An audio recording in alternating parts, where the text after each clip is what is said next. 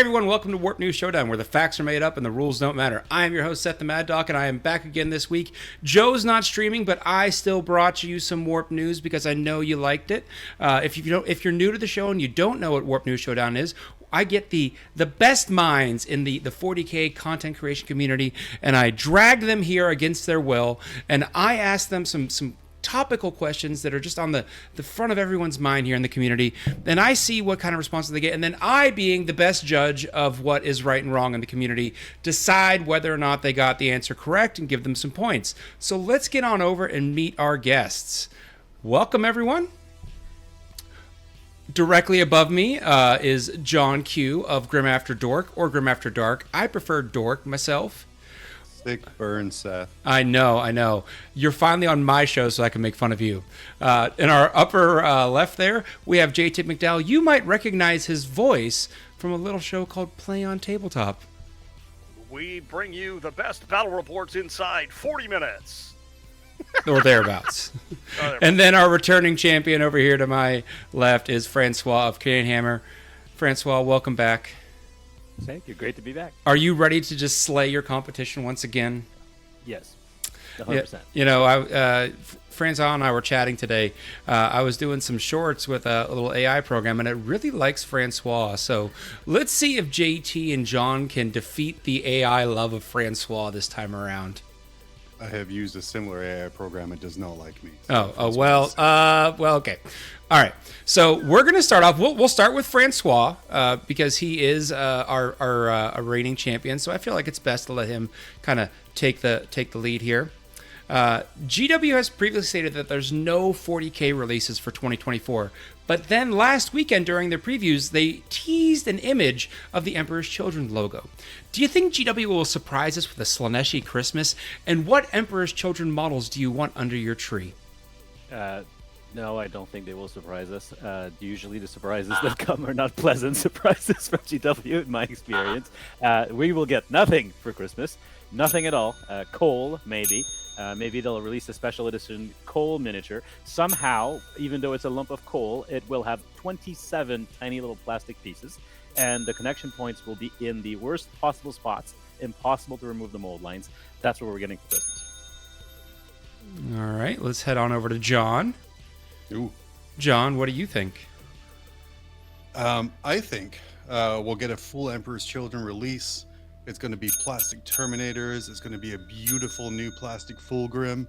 It's going to be special new Noise Marines. And it's all only going to be for 30K. Oh, JT, what do you think? Is it going to be a Slaaneshi Christmas? I would love it to be a Slaaneshi Christmas. I feel that it won't be a complete Slaaneshi Christmas. However, we will get news of the new Emperor's Children.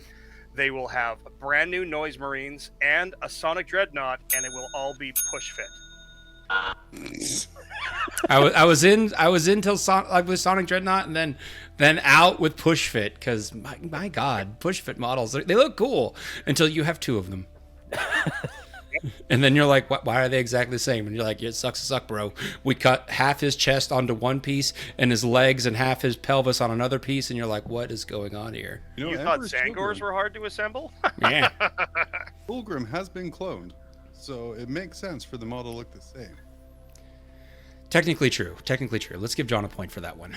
If I remember what guess number John is. There we go. There we go. Yay, I got it right. All right.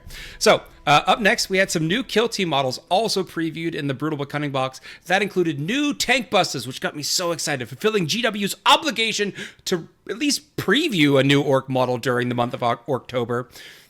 What are the 40K rules going to be for these new models, and how will they disappoint me? We're going to start off with John. Strength 5, AP -1. 1 damage.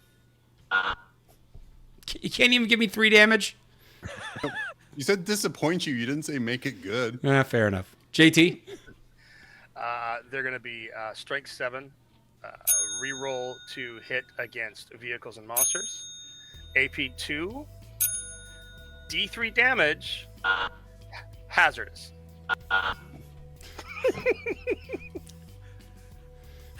Okay. Francois. First of all, they will definitely be heavy because we know that orcs love nothing but standing still. And range will be, I don't know, it feels like 18 inches probably. It'll be awkwardly short. I can guarantee you that. But they will have a super cool squig like buddy rule. Like they have a squig in the kit, right? So the squig buddy will somehow do a ton of mortal wounds and be the best thing about the entire unit. The squig is going to do all the damage. I'm in for it. Give me Mega Bomb Squigs. No one wants Mega Bomb Squigs? 2d6 mortal wounds or something ridiculous? Every one of my war bosses has his own pet squig, actually modeled to carry around on a leash. That's just what you do, right? Oh, well, JT's just pandering, so you know what we do to pandering here. You reward it. Give I them hope. points. Yeah, that's right. That's right. All right. Dreamhack Atlanta was this past weekend, and I got to attend. This was the first kind of open 40K event at an esports show. Because of this, we, the humble and honest 40K gamers, got to experience a whole new style of convention, including a large corporate sponsorship, like unlimited free Monster Energy drinks, like as many as you wanted, just handing them out to you all day, every day. I'm actually surprised none of us died. I came back with more caffeine beverages than I left to going to the event with. It was quite impressive. If you could have a food or beverage sponsor for a 40K event, who would it be? Let's start with JT. Oh, that is an epic question. I mean, energy drinks are always up there because you need that. You want to have something that doesn't make you sweat too much because you don't want to get too funky. You want to have a food that fills your belly but doesn't make you gassy. I think the perfect sponsor for any 40K event is Guinness. Non-carbonated beer. Perfect. I had to debate that one. Francois? I just broke John. Yeah. So, I think the energy drink sponsor, free energy drinks, that is very unwise because I have met and I know very many 40K players who already drink way too many of those when they're expensive. So free would probably kill someone eventually, 100%. As far as my ideal sponsor, I agree on beer. I disagree on Guinness. I'm not a huge fan of Guinness. So I think the best way to do it would be whichever local brewery is closest to the venue. Like in Texas, they had this. I can't remember the name now, but there was a great beer at the The more you can't remember that, I'm just going to keep going. It was so good you can't remember what it was. Exactly. I had too many. John?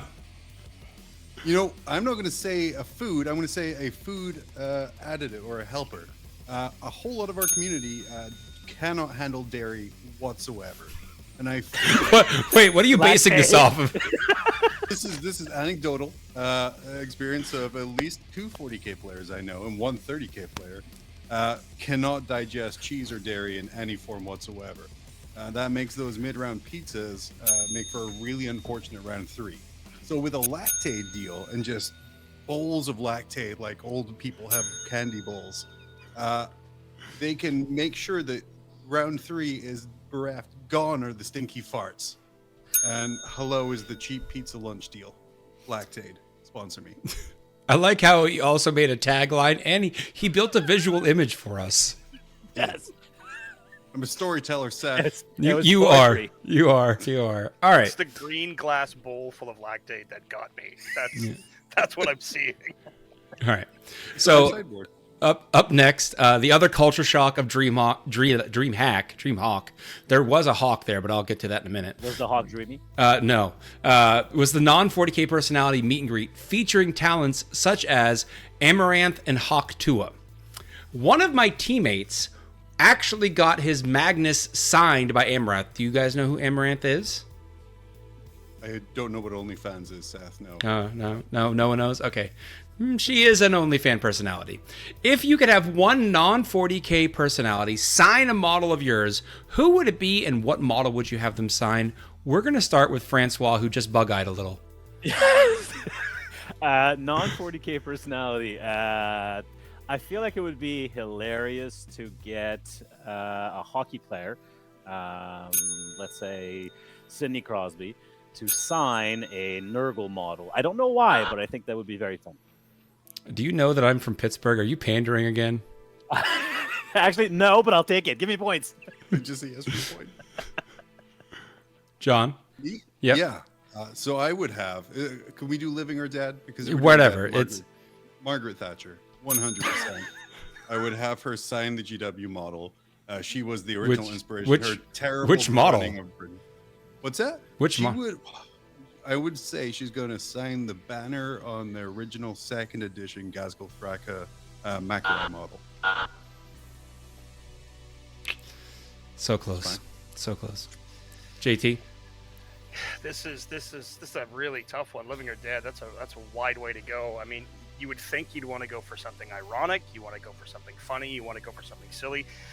I gotta be honest, I think I would probably get Trajan Valoris signed by I think, you know, I want to go with, like, I think Dr. Ruth would be funny, but I really think Snoop Dogg could be funny too. That could be funny.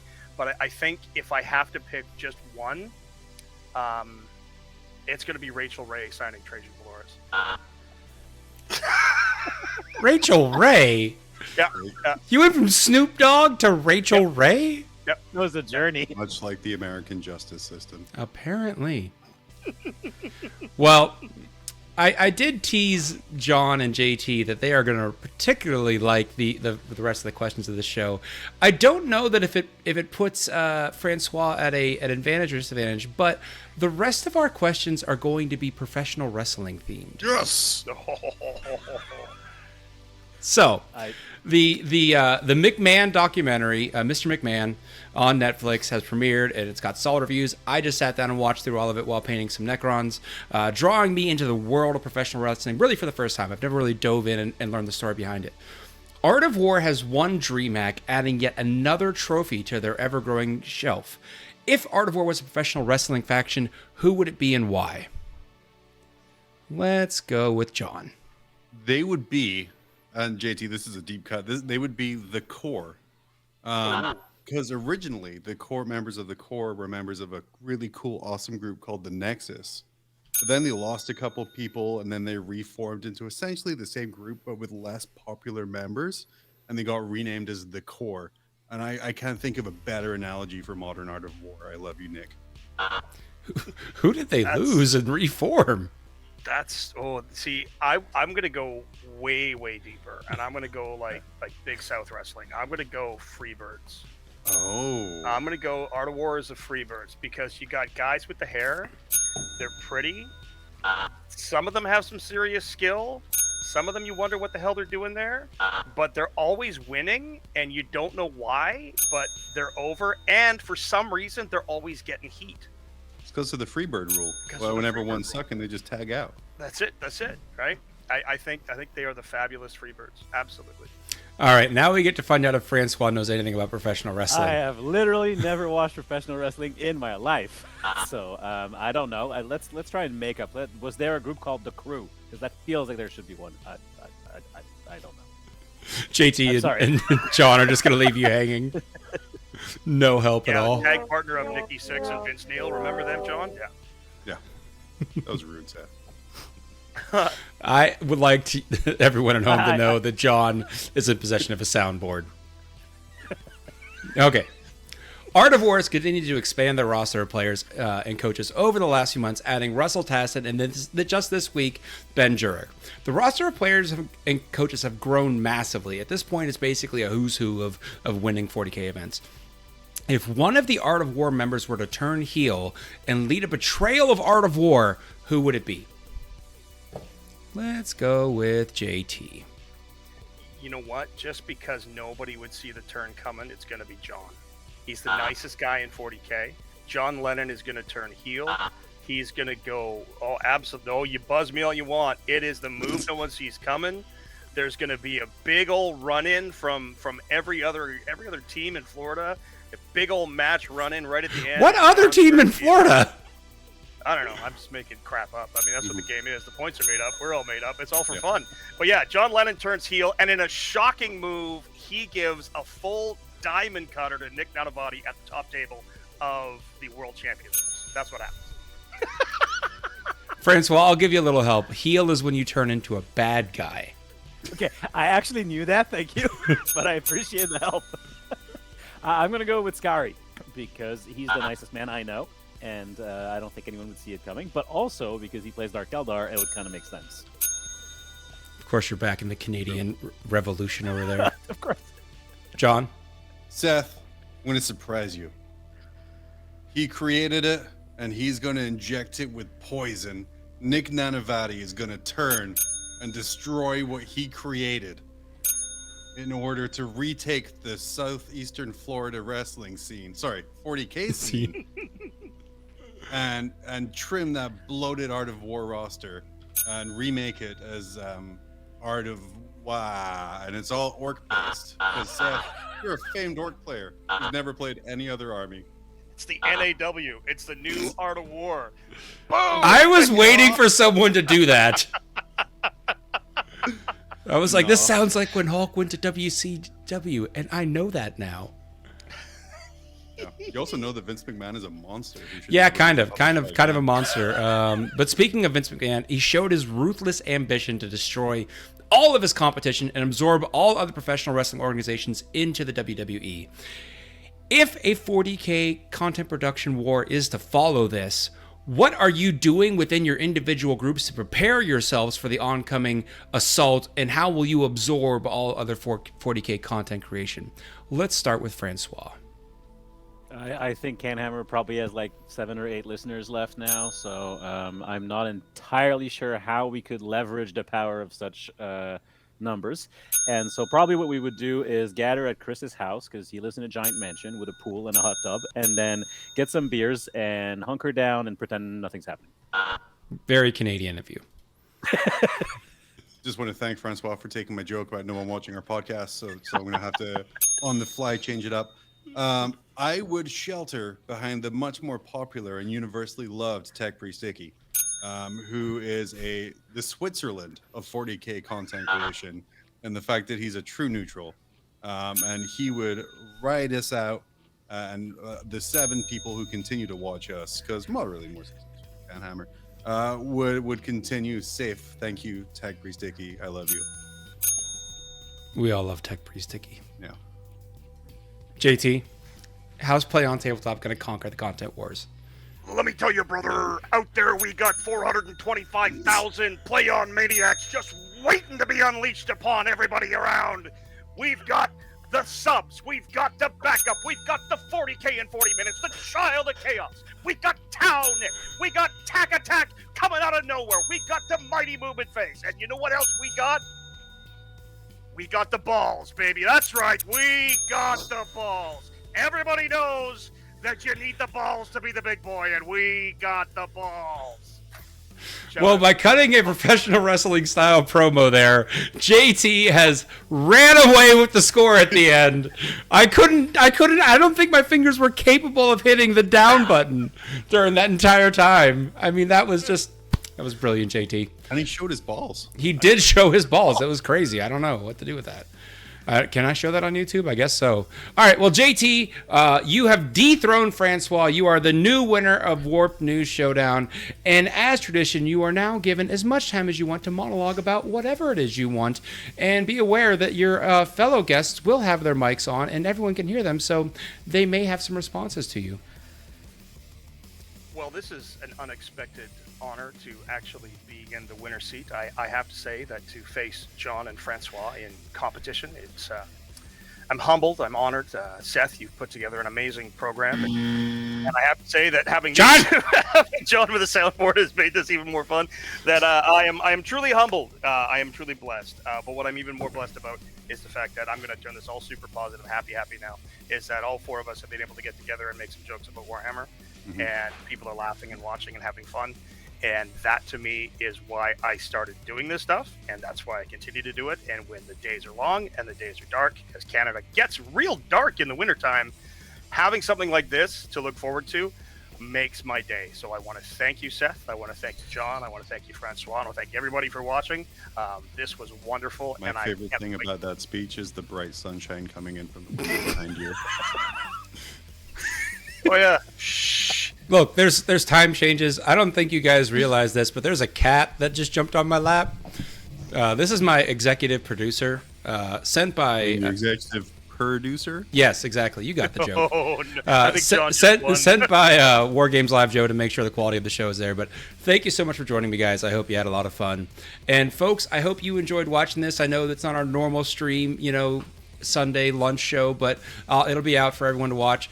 If you have any feedback on who else you want to see on the show, or if you have some ideas for questions that you want to drop in the Wargames Live Discord, head on over to the Warp News Showdown channel, drop your information there so I can take a look at it and steal those great ideas and make them my own for next week. But until next time, this is Seth the Mad Dok saying have a good one and take it easy.